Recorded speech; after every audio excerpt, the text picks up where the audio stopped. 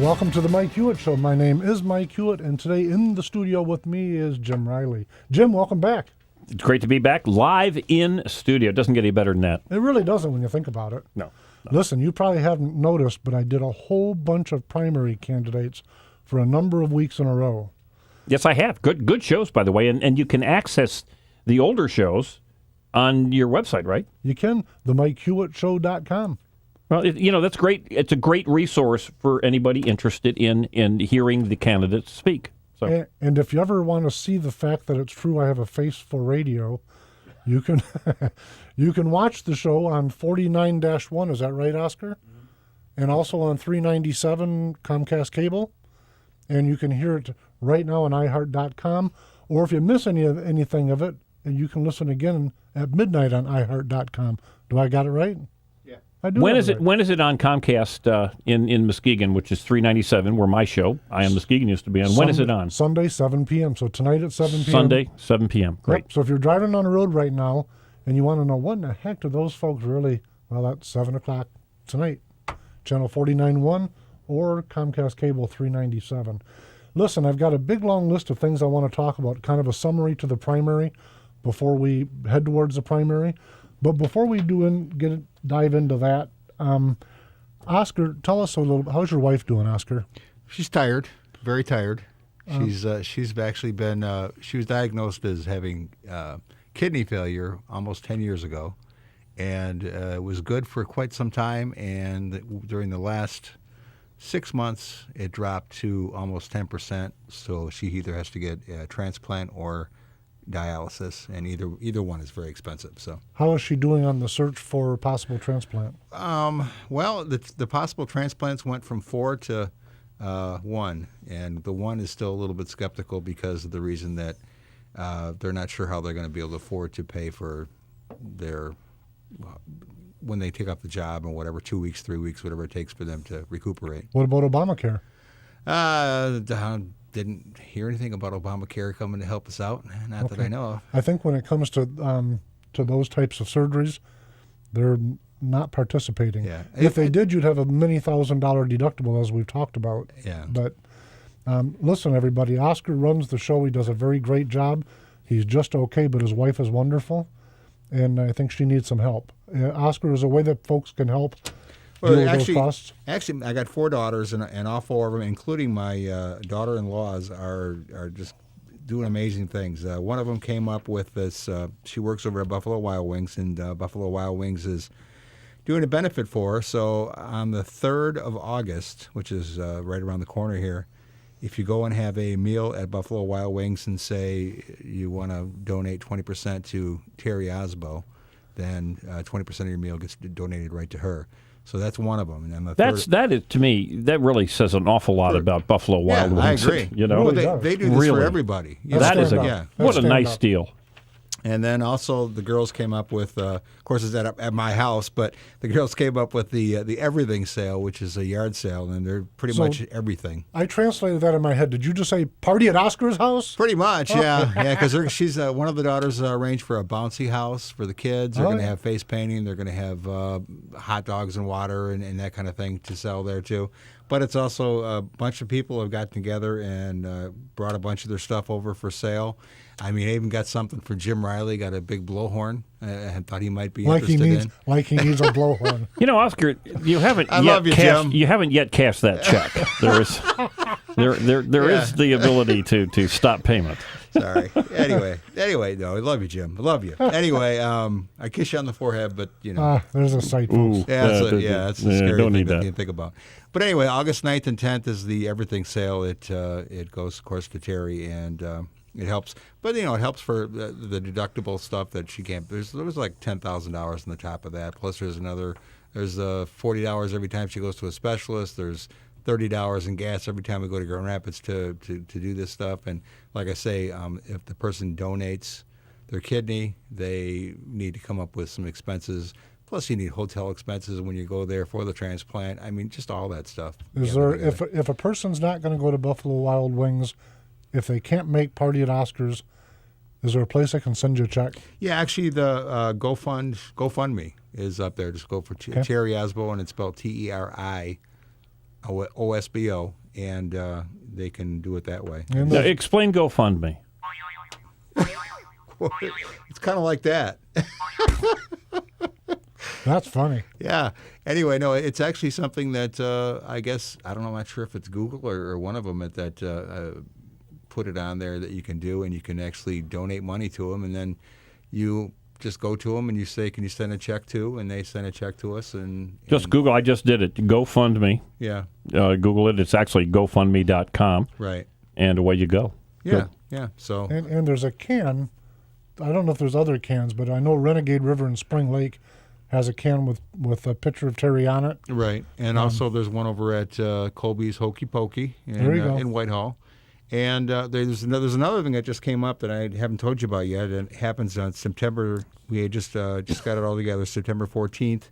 And we're going to have an oldies dance and spaghetti dinner. So we're going to charge like $5 for people to come in for a spaghetti dinner and a dance. And there's also going to be tons of raffle items. Where does that happen at, or when? That happens over at the White Lake Eagles. Okay. When? It'll be September 14th. Okay. And just to name a couple things, if you don't mind, the Bud Light Grill they've got 3-pack of Buffalo Wild Wing sauces. They've got a cooler shaped like a canoe. They got Michigan Adventure tickets. They got wine tasting at Lemon Creek. Coors Light shirts. They got gift certificates at Texas Roadhouse. 31 basket, which I have no idea what that is, but I guess the girls do.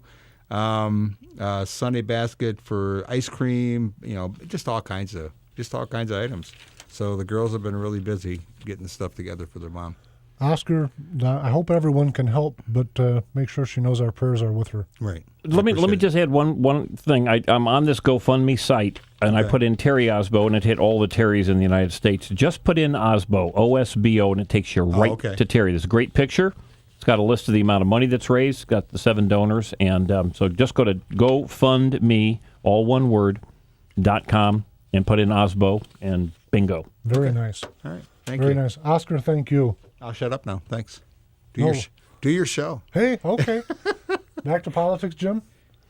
Well, politics affects every facet of our lives, so we might as well get her going. Including what he was just talking about. That's right, exactly. Listen, what I really want to talk about today on the show regarding politics, first is I want to really implore and make sure folks understand what the primary election is. Primary, as a lot of folks are aware, the voter turnout seems to go down. I think there's a lot of people on vacation. They're doing yard work. They're busy. And some folks will think, listen, you make me pick a party. I don't want to have to pick a party. A primary election is exactly that. It's nominating who you want. If you're a Democrat, you want to go make sure that whoever your choice is on a Democrat slate is going to represent you in the general in November. And the same if you're a Republican, you're picking a Republican. And there are other parties. I don't know if they're being represented here on the local ballot, but there are a lot of other parties that do that also. Constitution Party, another one. In the Muskegon area, there is only the Republican Party and the Democrat Party have candidates in this particular primary. But there is, of course, the very important Proposal 1, which we'll talk about sometime later in the show.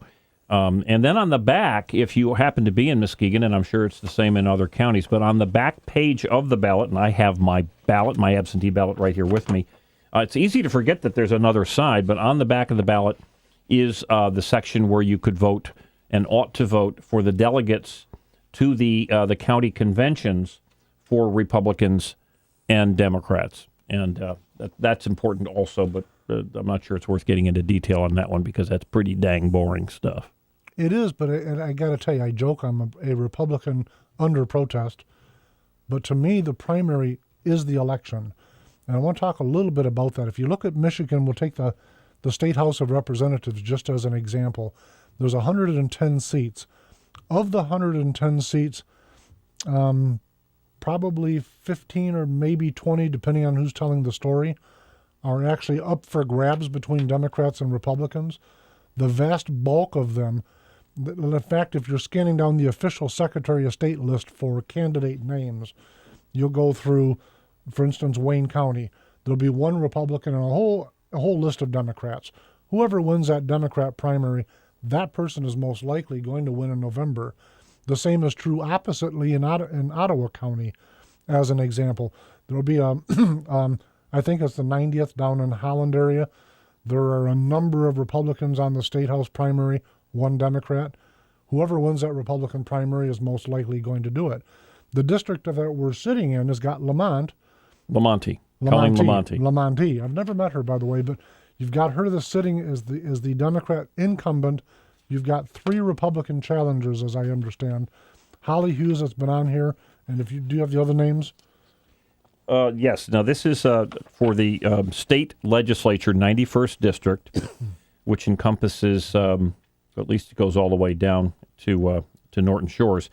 On the Democrat side, as you said, there's the incumbent who has no challenger. And on the Republican side, it's Holly Hughes, who actually Colleen Lamont beat 2 years ago.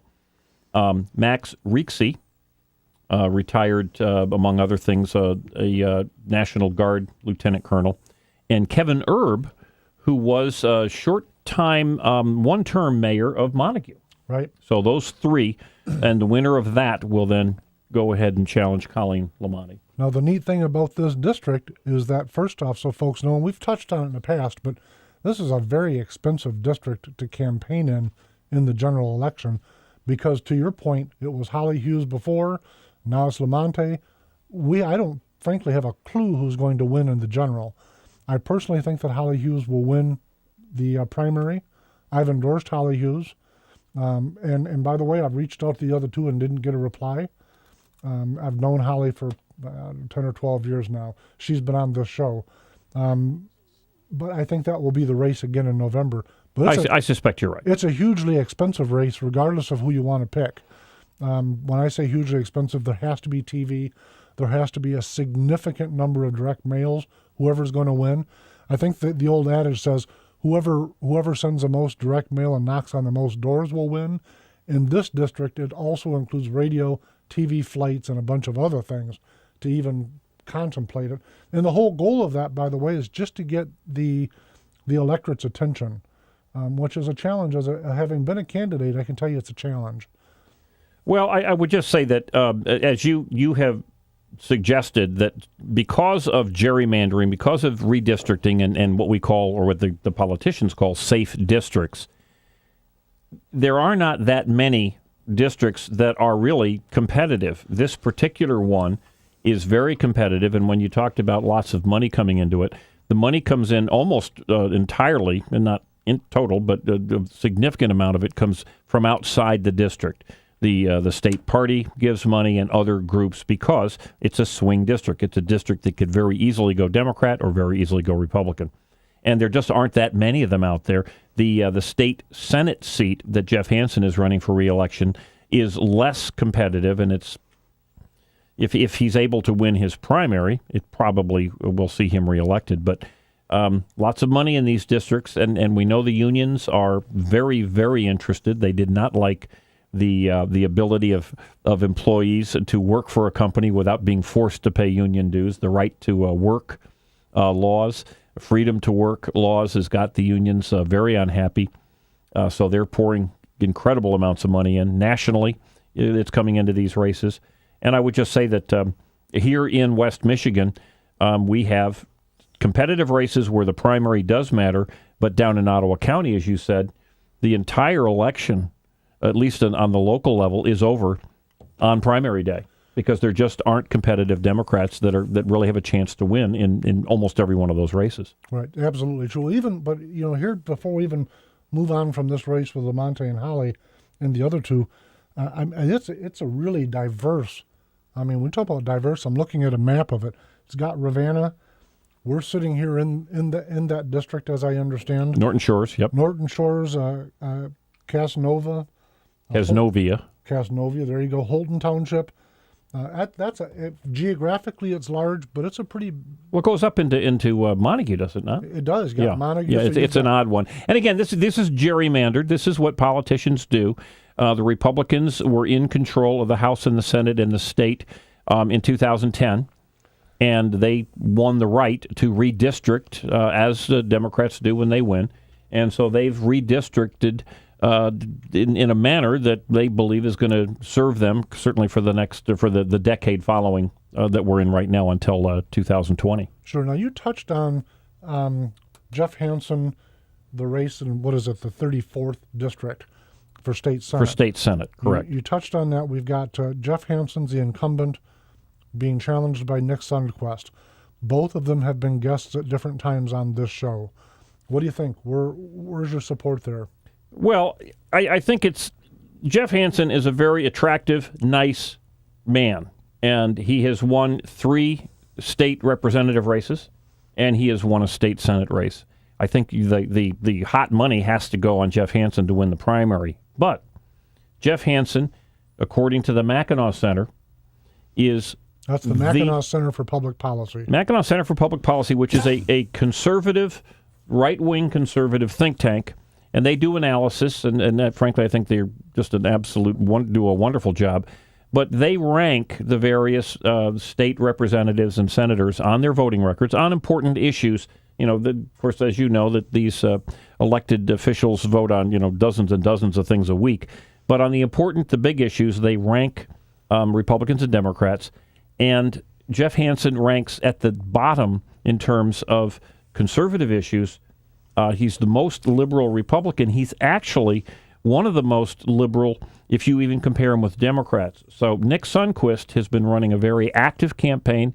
Normally, I don't think that you would see that a challenger could beat Jeff Hansen, but his record has really been an issue. Certainly the Tea Party folks, even supporters of Jeff, when they take a look at his record, they're astounded that a Republican elected senator could have a record that was even more liberal than most elected Democrats.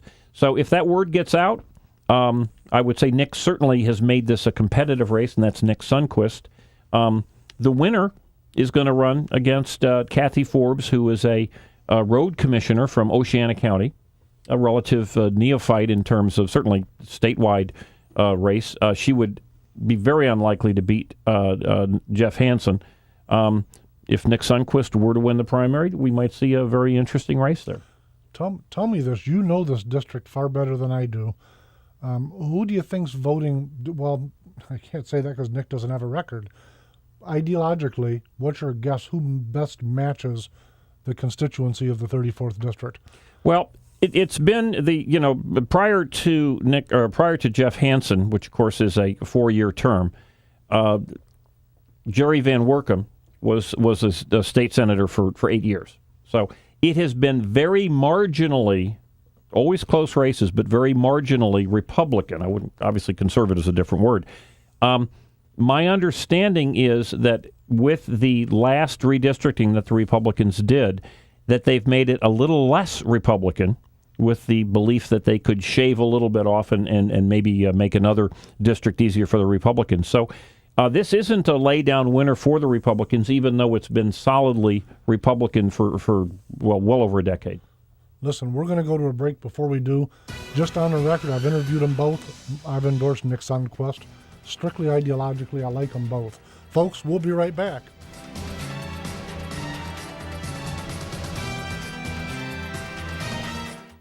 I've made a discovery. The down-home community our grandparents loved is still here. Seriously, that's what you'll find at Renegade River in downtown Spring Lake.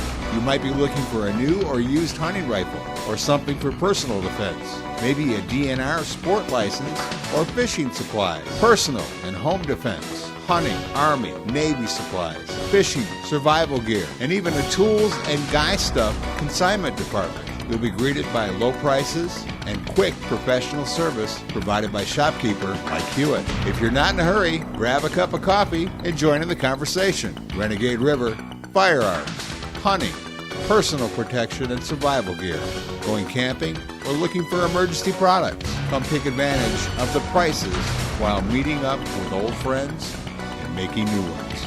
Renegade River, next to the police station in downtown Spring Lake, or go to the website renegaderiver.com.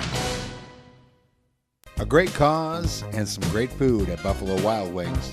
Benefit for Terry Osbo fundraiser Sunday, August 3rd. Present a coupon or mention Terry Osbo at the time of your order, and 20% of your purchase will go to support the Benefit for Terry Osbo at 5648 South Harvey Street in Muskegon, 799-2999.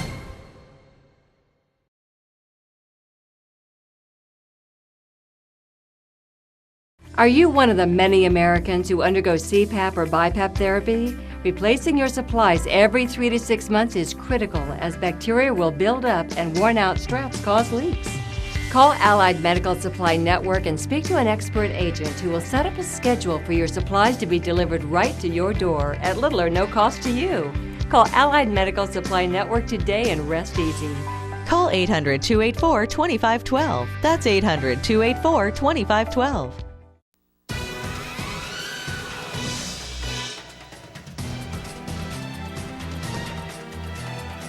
Welcome back to the Mike Hewitt Show with Jim Riley and myself. Hey, Jim, before we scooch down this list of candidates, I wanted to pause for a minute and I've been a state house candidate before, both in an open race and before that I challenged in a primary. And I want to pause for a minute and talk about, because most of what I've looked at, or what we're going to be looking at today, for at least off of my list, are primary challengers, like Nick Sundquist and a handful of others we'll talk about.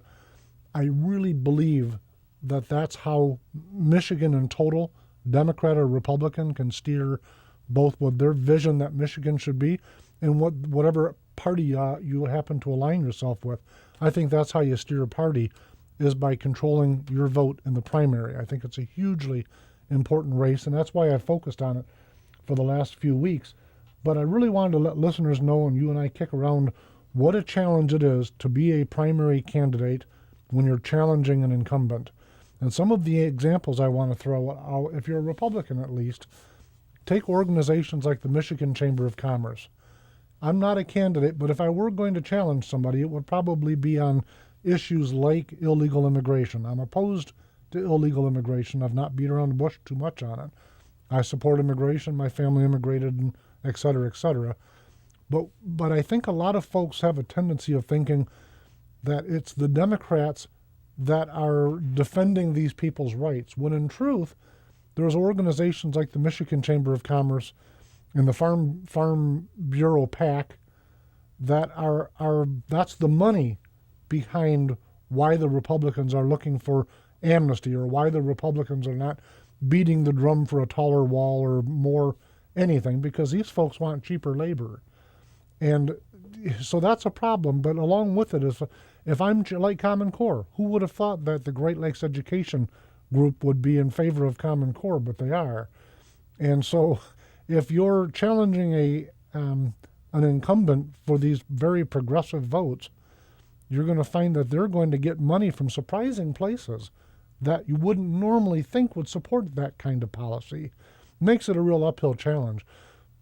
Well, I think the perfect example of what you're talking about is not so much here in Muskegon County, but what has become a nationally watched race, and that is Brian Ellis challenging on the Republican side Justin Amash, who is a second-term Republican congressman. He is a U.S. congressman, one of the consistently most conservative voting congressmen in the country. I believe, personally, one of the most principled politicians that we have elected in the country today. And he is being challenged from the left, I guess you'd have to say, in the Republican primary by another gentleman who calls himself a Republican. But he has enormous financial backing.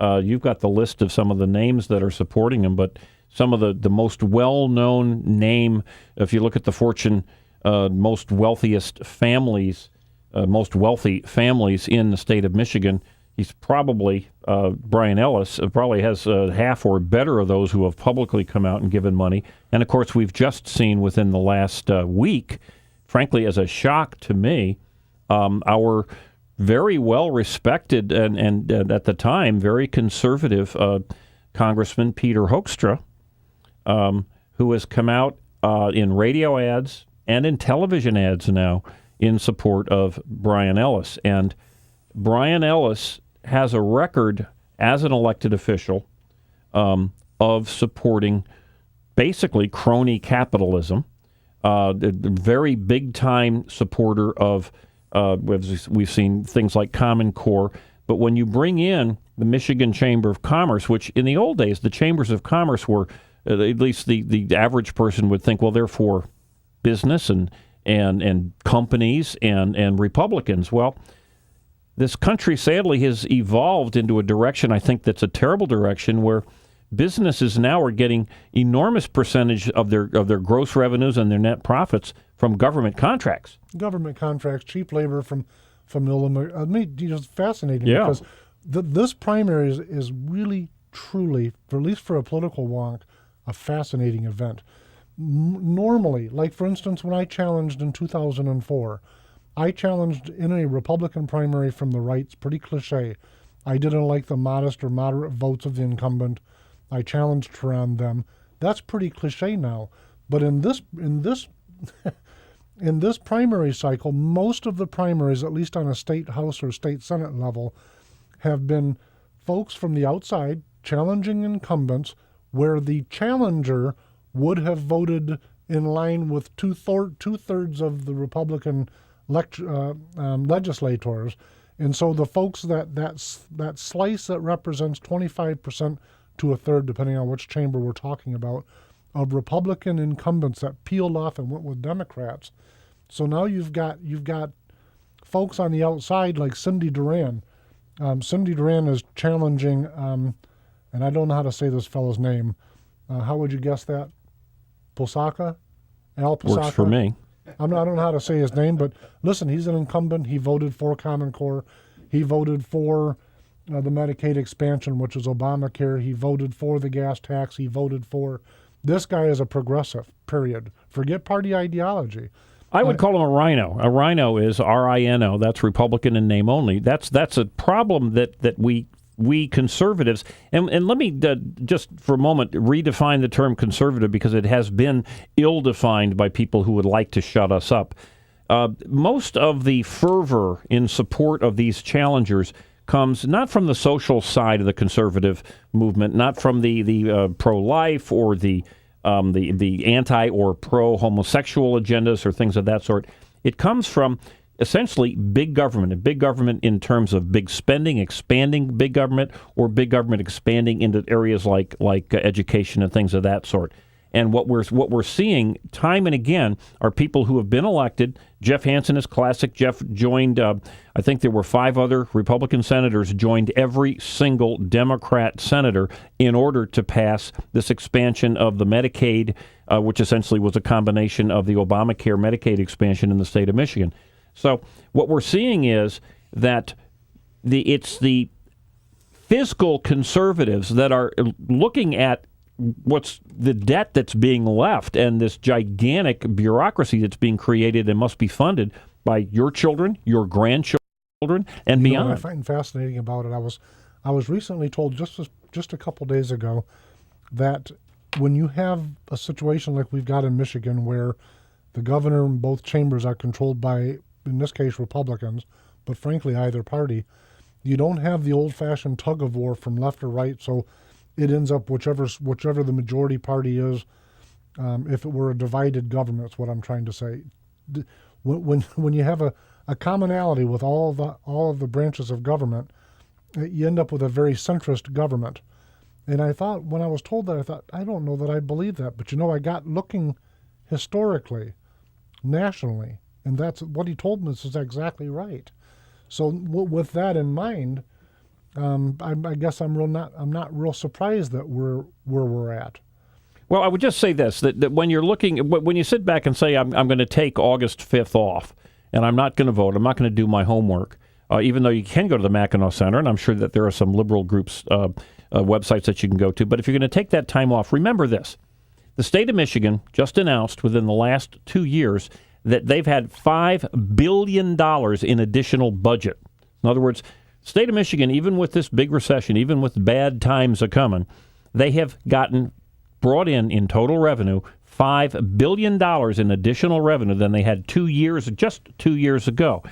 our governor, our Republican governor, who I personally do not support, has very proudly stated that 25% of the budget of the state of Michigan is federally supplied. Now, what happens when someone else is paying for it? Quite often it's got restrictions in terms of how you can spend it, but also you're not nearly as tightwaddy as you might be with other people's money. And at the same time that we know they've got $5 billion more revenue, and we're getting all this money from outside the state, they're telling us there's not enough money to fix the roads. You want to keep those same people in office? Nope. Let's say goodbye to them. On that note, where I was going was Cindy Duran down in the 79th District against Al, however you say his name. She was recently on the show. Yes, good show. I've endorsed Cindy. I got to tell you, I think he's in serious trouble. And when I say, typically, folks, by the way, I couldn't find an example of an incumbent being challenged in Michigan other than one race years ago where the challenger won. And I think there's going to be a couple, 2 or 3 surprises in this August 5th primary with a host of Republican challengers that there are. I think she's one of them. I think she's going to take him out. Well, let me just add to that, and this is where people do not really quite understand, this primary situation, even though you and I will sit here and we'll say how important it is. But typically, fewer than 10% of the people who vote in the general election will vote in the primary election. That means that your vote is 10 times more powerful coming August 5th, which is just about 10 days from today, or not even 10 days from today, a little more than a week from today. August 5th, your vote will carry the same power that 10, 15, in some cases, 20 votes will carry in November. The people that decide are the people that bother to go. Right now, exactly. And we've got another big issue that's going to come up, and I'm sure we'll touch on it, and that is this Proposal 1. Where you go? Let's touch on it now. Are you going to vote yea or nay? I'm going to vote no on Proposal 1, and I'm going to vote no for lots of reasons, but the biggest reason, and to me this is an outrage, many of us are offended when an important millage is put in January, in a weird day in January, because they know that the people, maybe the snowbirds or whatever, the weather will keep people from voting, and only those people who support the millage will come out and support it. This is the first time I have ever heard of this happening, certainly in Michigan, maybe in the country. This is as close to a constitutional change as you can get, Proposal 1. It has the tremendous change in taxation in the state of Michigan, and they're putting it on a primary ballot. Right. I've never heard of that being done before. Well, they want low voter turnout. They want low voter turnout. It's my belief that when they're basically trying to sneak something by you, there's a reason that they're trying to sneak it by you. My answer to that is just vote no. Let them sort it out later on. You know what I find kind of funny about it is they tout that it's going to be many millions of dollars. $500 million. $500 million tax cut is what they're telling us. So it's a municipal tax cut, but the municipalities are excited about it. Well, no, it's a tax cut for businesses, just like yours. It's the personal property tax, which they say will not have any other taxes going up. So, okay, on one hand, you're giving a $500 million tax cut. I think that's a good idea myself. Yep. They're saying no other taxes are going to go up, and yet they're going to be able to increase the monies that tax generated. Yeah, and the math don't add up, folks. And the municipalities that are supposedly affected by this cut are excited about it. They're all for it. And you go, no, wait a minute now. You know they'd be screaming bloody murder if, in fact, they were expecting to get 1 penny less. They're not telling you the full story. Listen, I had to read it like 3 times. I started out a yes because I like the concept. Sure. Okay. You tell me you're not going to charge me an absolute nuisance tax on my equipment and fixtures. So if you tell me it's going to go away, I'm going, yep, good. Then that means my customers, by the way, my customers and all the retail customers in America, in Michigan rather, won't have to pay this burdensome tax. Great, I'm in favor of it. But then I'm reading it the second time. Well, wait, flags are going up. By the time I get to the third time, no, folks, I'm a no vote because it's very deceptive.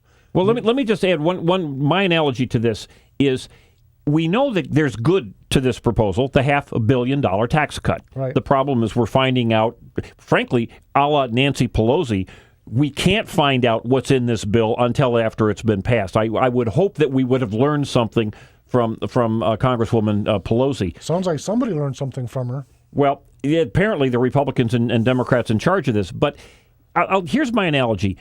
I could come to you and say, hey, I'm going to give you a brand new top-of-the-line Lexus. How great is that going to look in your driveway? Your wife's going to love you. The kids are going to love you. You're going to look like a big, successful guy. That's a really good deal. There's also some little fine print, but don't worry about that. Would you hunt down a domestic-made vehicle for me instead, please? Okay, we're going to get you a Chevy Volt. But the point is, clearly, getting a free car is a benefit. But is it really free? And therein lies the fine print. And I've been Charlie Brown. We conservatives have been Charlie Brown to the Rhino and the Democrat Lucy too many times. We have yet to kick that football. And if we're going to keep running down the field with Lucy promising to keep that football down, I think we're going to get the same result. Do you know Bob Janetsky? No, I do not. Bob Janetsky is an outgoing term-limited state representative in Michigan's 80th district, which is mostly, I think it's Allegan County. We recently had Cindy Gamrat. Do you know her? Yes. She's a Tea Party leader. Yes. She was a guest on the show recently. Yes. Sharp woman. Very sharp. Her, Mary Whiteford, Randy Brink, and Stephen Schultz are in an open primary. I've endorsed her. When you say an open primary, what do you mean by that? It's not a primary challenge. The outgoing guy's term limited. The winner of the primary gets the gold. Winner of the primary. So what I mean when I say that is these folks are not challenging an incumbent. Okay. It's an open primary. One of them is going to win the primary and go on to the general. So August 5th's a big freaking day. This is a big day now. You bet. Not only that, but it's an important day in that particular race because Bob Janetsky has done an absolutely stellar job by anyone's measure. Ooh, so we're losing a really great guy. He's truly one of the good guys. All right. Whenever I argue against term limits, it's truly he's one of the people that come to mind when you think, gosh, do we really have to throw out the good ones just to get rid of the people because we don't want to bother voting or paying attention? So that argument aside, I've endorsed Cindy Gamrat. I think that from all of the polling I've seen, it's her and Mary Whiteford. One of the two of them are going to win. Mary, I understand, I've never met her. I understand she's a nice lady. She tends to be very much moderate. And so the race really is kind of a typical debate for a Republican primary, at least. Cindy Gamrat is a Tea Party leader. The other lady is very much a moderate establishment-leaning ideology. At least that's how her campaign is. I don't think she's using those terminologies, but those are the types of issues that she seems to be supporting. It's important to all of Michigan because this is shaping up who our state house is going to be. What do you think? Well, like I said, especially in a race like that, April or August 5th is an extremely important day. I want to go back to one thing you said earlier, though. As far as the immigration discussion, and frankly, that's not one that has an awful lot to do at this point with our state legislature. But I find it interesting that those who the media portray as conservatives, the big business types, the Chamber of Commerce and all, they tend, the Wall Street Journal, they tend to, not just tend, they are very actively supporting the open immigration, open borders, the freer up immigration. Well, you know who else is also supporting that? The unions and the left. Two what you would consider to be opposite sides of the political spectrum, both expecting that open immigration is going to be good for them. The corporations expecting that they're going to be able to get cheap labor. The unions and the left expecting that those people are going to vote for Democrats and be union members. You cannot get the same result from this. Both sides think they're going to win from it. Only one side's going to win. I got to tell you, when we come back from a break, we're going to talk about the over 150,000 illegal immigrants living in Michigan and why it is a state house issue. Folks, Alrighty. We'll be right back.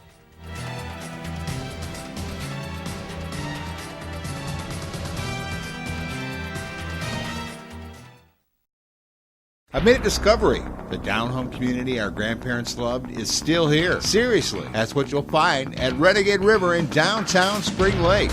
You might be looking for a new or used hunting rifle or something for personal defense. Maybe a DNR sport license or fishing supplies, personal and home defense, hunting, Army, Navy supplies, fishing, survival gear, and even a tools and guy stuff consignment department. You'll be greeted by low prices and quick professional service provided by shopkeeper Mike Hewitt. If you're not in a hurry, grab a cup of coffee and join in the conversation. Renegade River, firearms, hunting, personal protection and survival gear, going camping, or looking for emergency products. Come take advantage of the prices while meeting up with old friends and making new ones.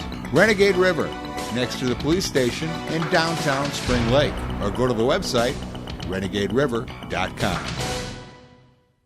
A great cause and some great food at Buffalo Wild Wings. Benefit for Terry Osbo fundraiser Sunday, August 3rd. Present a coupon or mention Terry Osbo at the time of your order, and 20% of your purchase will go to support the benefit for Terry Osbo at 5648 South Harvey Street in Muskegon, 799-2999.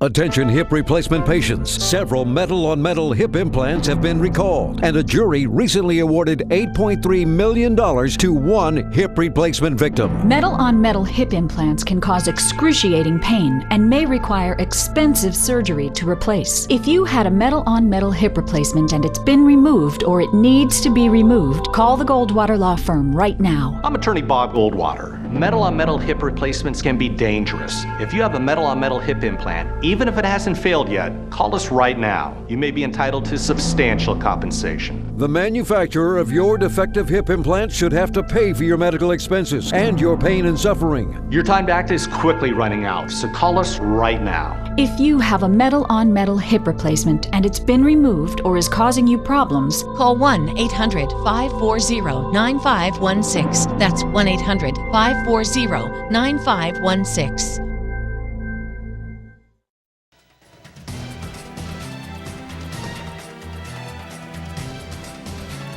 Welcome back to the Mike Hewitt Show with Jim Riley and I discussing primary politics. What do you think, Jim? Well, again, it's a critically important date for some elections. Certainly, the ballot proposal number one, and many of these races, it is the final day. If you don't vote in the August 5th election, it's over. One thing I would like to remind folks. In the state of Michigan, you can get an absentee ballot, and you can have it sent to you as late as 2 o'clock on the Saturday before the election, and that would I believe that is August 1st. It's August 2nd. And if you're interested in having an absentee ballot sent to you, all you need to do is to call your city or your township, and they will mail you that application, or it's if you want, you can go pick it up. So you have plenty of time right now. Now, anyone can just say, I'm 60 years old or older, anyone who is 60 years old or older, and just say, I want an absentee ballot without having to give an excuse. But they have a short list of excuses that will also allow someone who's under 60 to get an absentee ballot. But the one that I've used in many instances is, I don't believe I'm going to be in town on that date. You can use that from age 18 all the way on up, and that's a legitimate excuse, and that will allow you to get the absentee ballot if you're not planning on voting on Election Day. Let's talk about the money in politics. Have you ever heard the old thing that money is the lifeblood of politics? The mother's milk, as one of the Republican candidates called it many years ago, who lost, by the way. I live in the 89th District. My state representative is Amanda Price. I know Amanda fairly well. Known her for probably... She's a Republican. Republican incumbent. I've known her for probably a decade. Very nice lady. Her and I disagree on a number of issues. Her opponent is Matt Wiedenhoff. He's been on the show. I've invited her on the show, by the way. He's a strong fiscal conservative. He is a strong fiscal conservative. I've invited her on the show. He's been on the show. I bring up the money part before I get to that campaign. And in fact, truly, all of the campaigns that we've been talking about, it takes a tremendous amount of money. So you mentioned a direct mail you received. I've received direct mails. The typical House race to send a direct mail, one direct mail costs the candidate's donors or contributors about $6,000 between print and postage. So that's just a simple one, $6,000. That's just one. That's a cardboard, not a letter. That's just a cardboard thing. I tell you that because if you're going to get 5 or 6 messages or 5 or 6 postcards from a candidate, know that that candidate is spending around $6,000 per mailing. That takes a lot of money to run a race. So in this particular instance, the reason I'm bringing up money, because there's a monstrously disparaging difference between Amanda Price's campaign finance account and what Wiedenhoff's will be when it's reported. So far he's a young fellow, got 3 kids, typical young person who's following the race, believes in it enough to say, I'm going to get in to do something about it. So I salute his effort, but the reality of it is that he will have completely, all said and done, spent far less than $10,000. She, on the other hand, entered the race with approaching $100,000. So you look at that and you go, it truly is the Incumbency Protection Act, because organizations like the Michigan Chamber of Commerce, the Right to Life, by the way, let me give you an example. She sent out a mailer. I received one at my home. The mailer says, I'm Amanda Price. I'm the only Right to Life candidate, and Right to Life didn't even send her challenger a survey. So she's the only one because they didn't bother to ask the other one. And of course, I don't know if they sent money, but what they do often is they send their membership a mailer. So if you're one of their members, or if you got the piece that she sent out, you look at it and go, holy mackerel, there's 2 people, but only one of them was endorsed by Right to Life, because you don't realize that Right to Life didn't bother even surveying the other candidate. It's truly an incumbency protection program, trying to compete with just your average citizen that says, I need to do something.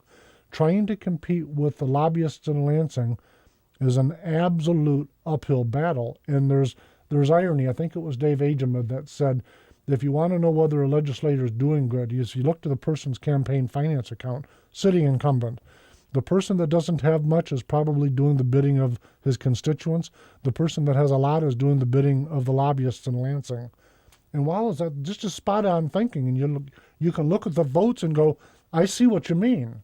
So I bring that up as we go into these races to let viewers and listeners know, getting into these races, it's so easy. It's populist politics to say them are all rotten politicians. Well, the reality of it is that's not the case.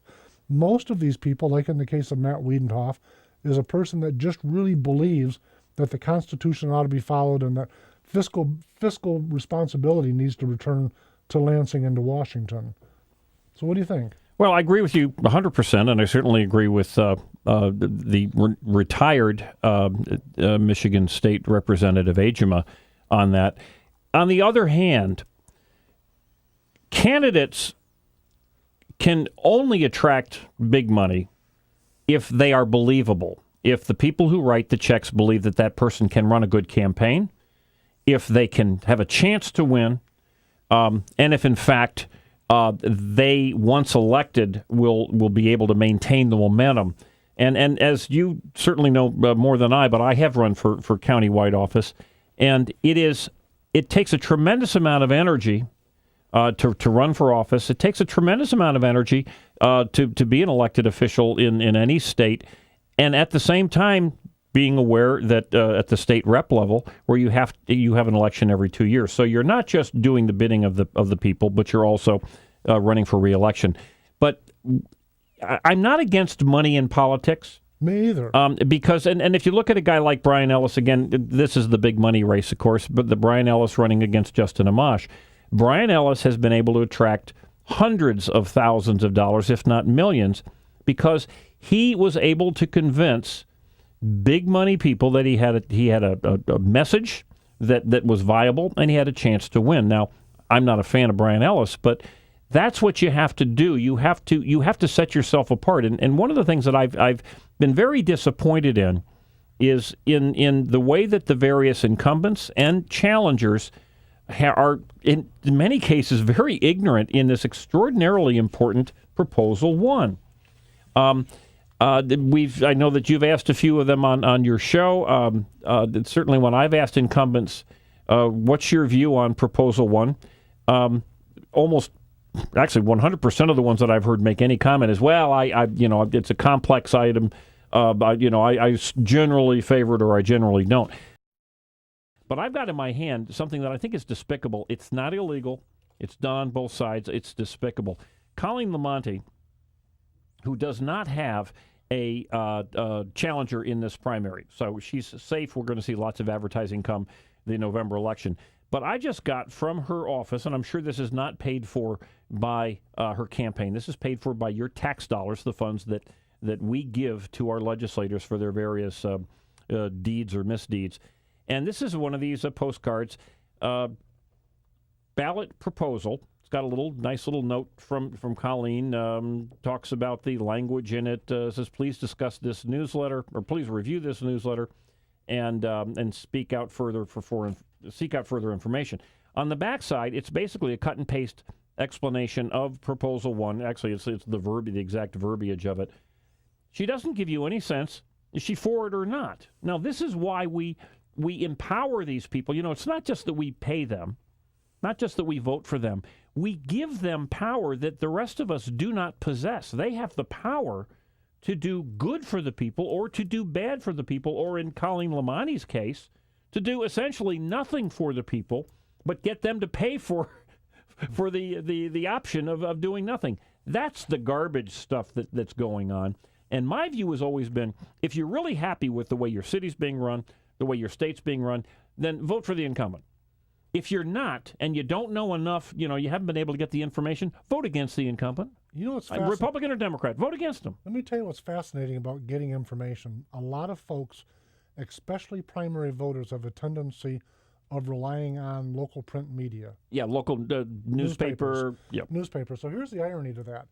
If you take, I'm just using Wiedenhoff because I'm so familiar with it. I'm sitting there in that district. Anything that Amanda Price does, she gets her newspaper picture and state representative Amanda Price did XYZ. Doesn't matter what it is. Turned around, left, and went right. That's a new newspaper again. They won't print Wiedenhoff's press releases. And you go, wait a minute. So the public that doesn't know that, it's one of those self-fulfilling prophecies. The media thinks, well, he doesn't have a chance, so we're not going to bother with his press releases. Well, that's a self-fulfilling prophecy because the voters deserve to know that. And I think the media has a constitutional responsibility to inform the voters of what these candidates are doing.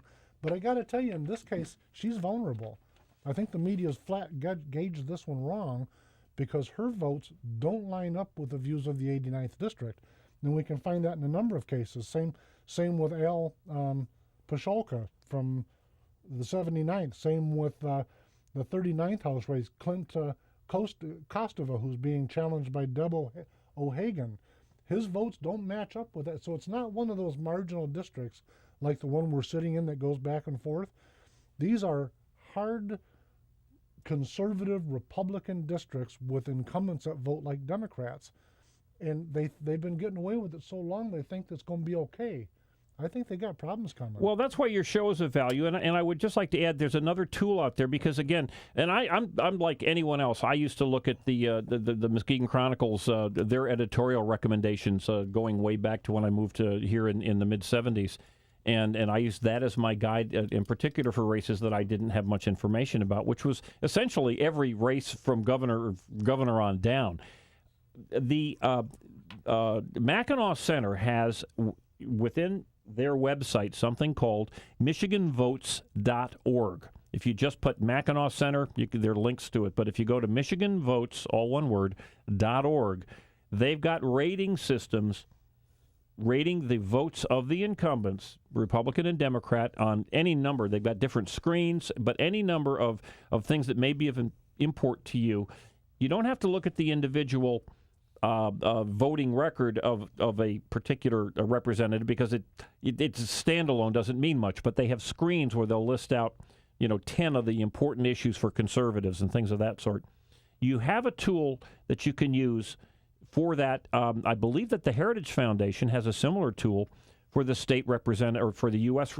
Congress and U.S. senators. I think most of us know about our senators here in Michigan, but if you've got a question about Bill Huizenga, for instance, maybe you're a little sick and tired of just voting Republican knee-jerk, and maybe you're not really sure how Bill Huizenga has been voting. Maybe you want to take a look at the opponent. You have these tools. Heritage Foundation on the national level, for the state representatives and the state senators, MichiganVotes.org. Have you been following the race in the 4th Congressional District? John Molinar, who's a retired businessman, and Paul Mitchell. As long as we have 1 minute, no. I've not been following. I'm not familiar with it. Pete Konieczny's in that. Oh, well, I am familiar with Pete, and he's a solid guy. He is. And the reason I'm bringing it up in our I've got 40 seconds now. The reason I'm bringing it up is that I read the media, they exclude him. Pete Konieczny is getting very little airtime.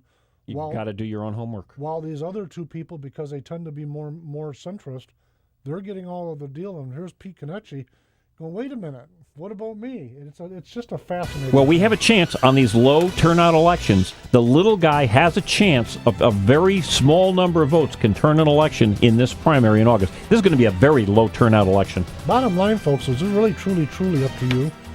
You've got to get involved. You've got to do some Googling. Getting information now is easier than it's ever been in all of the years I've been involved in politics. Yes. You just got to Google and look and read and make your own mind up. Folks, thanks very much. We will see you next week.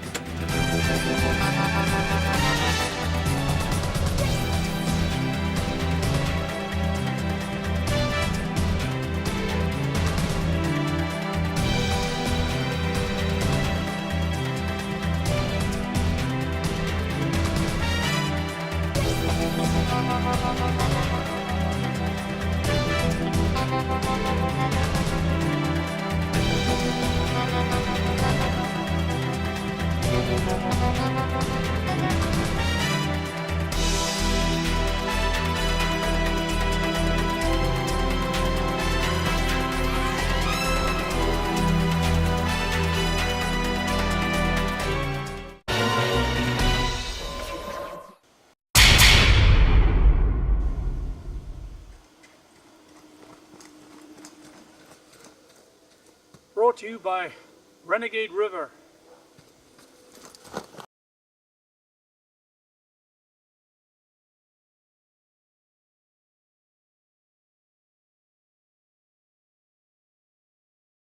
I've made a discovery. The down-home community our grandparents loved is still here. Seriously, that's what you'll find at Renegade River in downtown Spring Lake.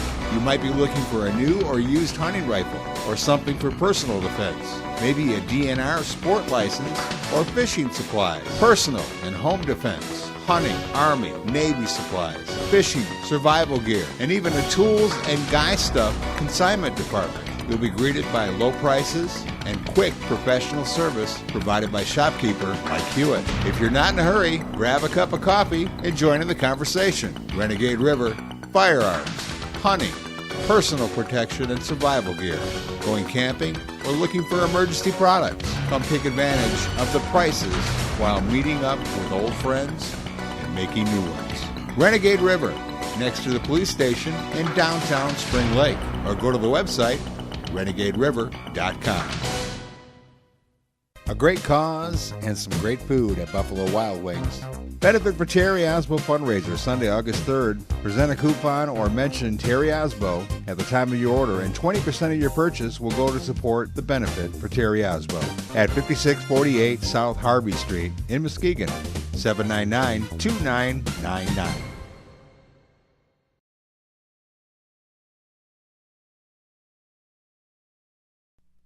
My name is Oscar Osbo Audio and Video. I've been doing it for over 14 years here in the White Lake area. Been doing the video for over 20 and radio for over 30. I'd like to tell you a little bit about what I do and I can do for you. I can make commercials for much cheaper than the other guys. Video editing, life stories, music videos, and sporting events. I also been a DJ for over 30 years, so I have a DJ service that I like to bring to your next special event. So give me a call at 231-288-3580 or or 231-894-0091. That's 894-0091. Also, one of my specialties is to transfer your VHS tapes, your cassette tapes, your 8-track tape, your DV tape, your VHC tape, your 8mm, your Super 8mm. How about your High 8, or maybe even your records? I can digitally transfer those, usually to be better than the originals. And to do that, I only charge $10 a DVD and $5 a CD to do the transfer. And then copies are even cheaper. So give me a call now if you have any of those things that you want done just for you. Oscar Osbo Audio and Video at 894-0091 or 288-3580. Call me today.